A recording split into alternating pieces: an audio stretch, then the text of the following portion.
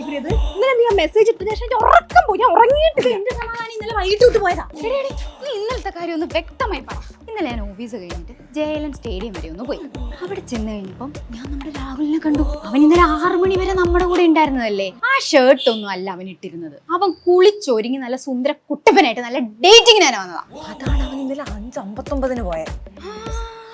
സാധാരണ 6 മണിക്ക് ഇറങ്ങുന്നവനാ. ഏതവളായിരിക്കും? എടീ, ഇത് മറ്റവള്. എടി, മിനിഞ്ഞാന്ന് ഓഫീസിൽ കയറിയപ്പോ അവന്റെ ഫ്രണ്ടിൽ കൂടെ മഞ്ഞ ചെറുതായിട്ട് കൊച്ചു പാസ് ചെയ്തില്ലേ? നീ വന്ന് കയറിയ ഉടനെ എന്നോട് പറഞ്ഞായിരുന്നു. അവൻ എന്റെ അടുത്തല്ലേ ഇരിക്കാറ്. അപ്പൊ അവൻ മഞ്ഞ DP-യുള്ള ഒരു പെണ്ണോട് എപ്പോഴും സംസാരിക്കാറ്. ആരോ എന്ന് പറഞ്ഞ എങ്ങനെയാ നമ്മള് കണ്ടുപിടിക്കണ്ടേ?